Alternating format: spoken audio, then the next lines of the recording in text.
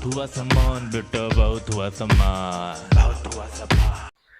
देशद्रोही, गद्दार, जयचंद, टुकड़े टुकड़े गैंग, अर्बन नक्सल, देशद्रोही, पाकिस्तानी, ये वो, यही सब सुनने को मिलता है आजकल। आप जिसकी बात से सहमत नहीं है वो देशद्रोही, वो गद्दार, वो टुकड़े टुकड़े गैंग, वो अर्बन नक्सल, वो पता नहीं क्या क्या, जयचंद, ये सब बना दिए जाते हैं। लेकिन सोचने वाली बात यह है कि ये वो लोग हैं जो अपनी बात सामने रखते हैं और आप उनको जयचंद, देशद्रोही और गद्दार बोलते हैं। लेकिन इस देश में गद्दार और देशद्रोही कौन है? वो लोग हैं जिनको आप कभी गद्दार नहीं बोलते हैं, जिनको आप कभी देशद्रोही नहीं बोलते हैं। असली गद्दार और असली देशद्रोही वो है जो देश के साथ दगा कर रहे हैं। मालूम सबको है कि देश के साथ दगा कौन कर रहा है। अब देश के साथ दगा करना, गद्दारी करना होता क्या है वो भी जान लीजिए। अब जैसे ये देश अलग अलग भाषाओं से बना हुआ, अलग अलग जाति धर्मों के लोगों के प्यार मोहब्बत से बना हुआ, सारे लोग मिलजुल करके रहते हैं, यही इस देश का स्टाइल है, तरीका है। अब कहीं पर भाषा के नाम पे किसी को मारा जा रहा है, किसी को तोड़ा जा रहा है, किसी को दौड़ाया जा रहा है, तो जो लोग ऐसा कर रहे हैं वो देशद्रोही हुए कि नहीं हुए, गद्दार हुए कि नहीं हुए? भाई साहब, उनके साथ, उनके लिए तो लोग झंडा लेके चल रहे हैं, उनको, उनका अभिनंदन कर रहे हैं जो असली देशद्रोही गद्दार है। कहीं पर धर्म के नाम पर ये हो रहा है? जो धर्म के नाम पे ये कर रहा है, मतलब आप देखिए हमारी कर्नल सोफिया तक को ऐसा बोल दिया गया।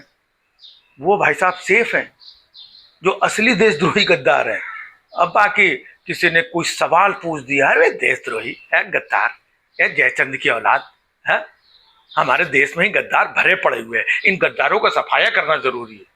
मतलब अगर किसी ने सवाल पूछ दिया तो वो देशद्रोही, गद्दार, जयचंद, इनका सफाया करना जरूरी है। और असली गद्दार, देशद्रोही, देश तोड़ने वाली शक्तियां, देश तोड़ने वाले ये अराजक तत्व, ये खुले घूमते रहते हैं। ये नहीं समझ में आता है। अब देखिए, वो एक यूट्यूबर पकड़ी गई है, जो पता चला पाकिस्तान के लिए जासूसी करती थी, पाकिस्तान के लिए जासूसी करती थी और एक पार्टी के लिए भी काम कर रही थी। पार्टी के नाम बताने की जरूरत नहीं है? अब देशद्रोही और गद्दार कौन है?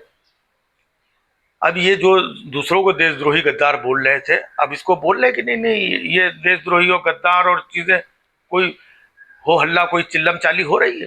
लेकिन इसी जगह किसी दूसरी पार्टी का होता, किसी दूसरे धर्म का होता, कोई इनके खिलाफत वाला व्यक्ति होता, तो भाई साहब, अरे देखा, मैंने कहा था ये विदेशी फंडिंग हो रही है, ये सब मिले हुए हैं, ये पाकिस्तानियों के साथ ऐसा, यही देशद्रोही है, इनको तो लटका देना चाहिए, इनको तो पाकिस्तान भेजना। अभी भाई साहब ये हो जाता। एक लड़की ही नहीं पकड़ी गई, एक बंदा और पकड़ा गया है। कुछ समय पहले एक बजरंग दल का बंदा पकड़ा गया था, एक और मध्य प्रदेश का बंदा पकड़ा गया था जो पार्टी से जुड़ा हुआ था, जो यहाँ की कुछ जरूरी खुफिया बातें वहां पर लीक कर रहे थे। तो इनको आप जानते हैं? नहीं जानते हैं। इनके बारे में कोई मोर्चा और चीजें कुछ निकालते हैं? नहीं निकालते हैं। लेकिन देशद्रोही और गद्दार कौन है? जो सवाल करे, जैसे वो नेहा सिंह राठौर। वो ठीक है, कुछ उनका गाना बजाना और चीजें ये वो कुछ ये हो जाता है ज्यादा, लेकिन वो करती क्या है? सिर्फ सवाल ही तो पूछती है। वो देशद्रोही हो गई, वो गद्दार हो गई, उसके ऊपर एफआईआर हो गई, पूरा देश उसके पीछे ये लग गया। और देशद्रोही गद्दार जो है वो खुलेआम देश में बैठे हैं, गा बजा रहे हैं। ये भाई साहब समझ में नहीं आ रहा है कि अगर देशद्रोही और गद्दार हैं, कैसे खुलेआम गा बजा रहे हैं? एक वो टुकड़े टुकड़े गैंग, जिसको वो कन्हैया कुमार को बोलते थे, है भाई साहब, कन्हैया कुमार यहाँ रैली कर रहा है, वहां रैली कर रहा है, भाषण कर रहा है और सारी बातें कर रहा है। ये कैसा देशद्रोही गद्दार? और ये कैसी सरकार जो देशद्रोही, गद्दार, अर्बन नक्सल और टुकड़े टुकड़े गैंग को खुले भी घूमने देती है और ये गद्दार भी है? तो ये मतलब क्या है कि सिर्फ पब्लिक को बेवकूफ बनाने के लिए कि किसी को भी गद्दार, देशद्रोही कर दो। जो आपके साथ नहीं खड़ा है, आपकी विचारधारा से सहमत नहीं है, या जो आपसे सवाल कर ले या आपकी गलत चीजों पे कोई उंगली उठा दे, तो वही देशद्रोही और गद्दार है। जबकि अगर नजर डालेंगे देशद्रोही और गद्दार आजकल तो बड़ा संभल करके भैया बोलना पड़ता है।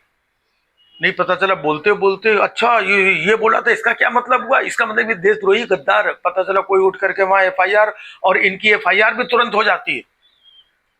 वहां कोर्ट ने बोल दिया मध्य प्रदेश में, वो जो मंत्री थे वहां के, कोर्ट में बोलने के बावजूद, कोर्ट के बोलने के बावजूद उसके ऊपर एफआईआर नहीं हो रही है। और जो बाद में बड़ी जबरदस्ती लिखवाई तो कुछ फर्जी टाइप पे लिख दिया।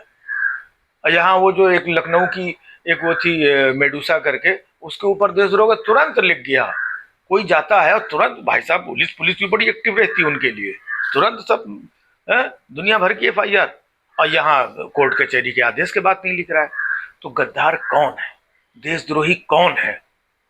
जो लोग देश के लिए आवाज उठा रहे हैं, जो देश को चाहते हैं, जो देश की बेहतरी चाहते हैं, जो देश का उज्जवल भविष्य चाहते हैं, जो देश की शांति चाहते हैं, जो चाहते हैं देश के सारे लोग हिल मिल के रहें, जो प्यार मोहब्बत चाहते हैं, देश की तरक्की चाहते हैं, वो गद्दार हैं, वो देशद्रोही हैं।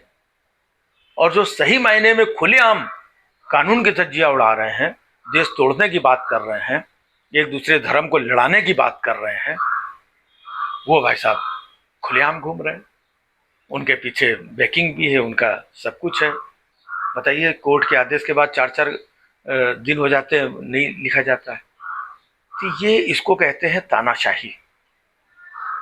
इसको कहते हैं कि हमारा जो मन होगा हम करेंगे, लेकिन तुमने अगर आवाज उठाई, समझ लेना देशद्रोही गद्दार कहीं के उठा करके तुरंत अंदर डालेंगे। तो ये भाई साहब है। तो इतना सारा कंफ्यूजन क्रिएट कर दिया है इसी देश के अंदर, इतने सारे देशद्रोही गद्दार। दो भाई, सगे भाई एक दूसरे को देशद्रोही गद्दार बोल रहे हैं, पड़ोसी पड़ोसी को देशद्रोही गद्दार बोल रहा है।